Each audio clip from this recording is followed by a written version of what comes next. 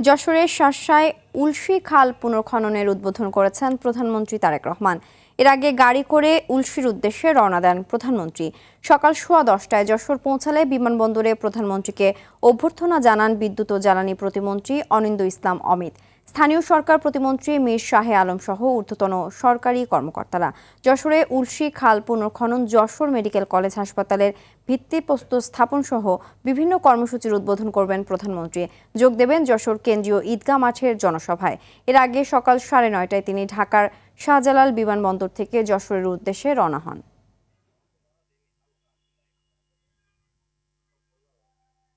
দর্শক, এই মুহূর্তে যশোরের উলশিতে রয়েছেন সহকর্মী রুদ্র রফিক। রফিক, উলশি খাল পুনর্খনন কর্মসূচি উদ্বোধন করলেন প্রধানমন্ত্রী। স্থানীয়দের মধ্যে উচ্ছ্বাস কেমন দেখছেন এবং প্রধানমন্ত্রীর আর কি কি কর্মসূচি রয়েছে আজকে?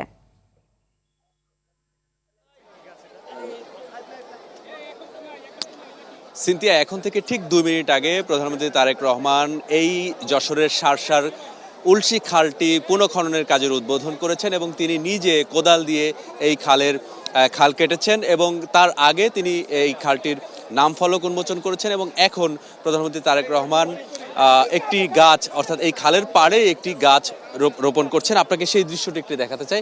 নিশ্চয়ই আপনারা দেখতে পাচ্ছেন প্রধানমন্ত্রী তারেক রহমান খালের যে পাড়, সেই পাড় দিয়ে একটি বৃক্ষ আমরা দেখলাম কিছুক্ষণ আগে তিনি রোপণ করেছেন এবং রোপণ করার পর যে মঞ্চটি করা হয়েছে সেই মঞ্চে তিনি এখন বসে পড়লেন। অর্থাৎ আমরা যেটি জানি যে এই খাল খননের পরে, খাল খনন কর্মসূচি পরে এখানে যে মঞ্চটি রয়েছে সেখান থেকে তিনি এই খালের দুপারের মানুষ সহ আশেপাশ থেকে যেসব এলাকাবাসী এসেছেন তাদের উদ্দেশ্যে তিনি বক্তব্য রাখবেন এবং সেই অনুষ্ঠানটি কিন্তু আনুষ্ঠানিকভাবে কার্যক্রম শুরু হচ্ছে।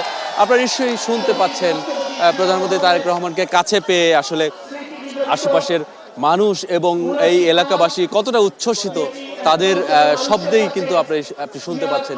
সিনথিয়া, এখন থেকে ঠিক ঘন্টাখানেক আগে আসলে বিমান যোগে প্রধানমন্ত্রী তারেক রহমান যশোর এসে পৌঁছেছেন এবং এই খাল খনন এবং সুধী সমাবেশের কর্মসূচির পরে কিন্তু আরও বেশ কয়েকটি কর্মসূচি রয়েছে। তার মধ্যে প্রধানমন্ত্রী এই যশোরের যে মেডিকেল হাসপাতালটি রয়েছে সেই হাসপাতালে তিনি যাবেন এবং সেখানে একটি ভবনের নাম ফলক উন্মোচন করবেন। এছাড়া পরবর্তীতে বিকেল 3:30টায় যশোর ঈদগাহ ময়দানে জেলা বিএনপি আয়োজিত সমাবেশে বক্তব্য রাখবেন।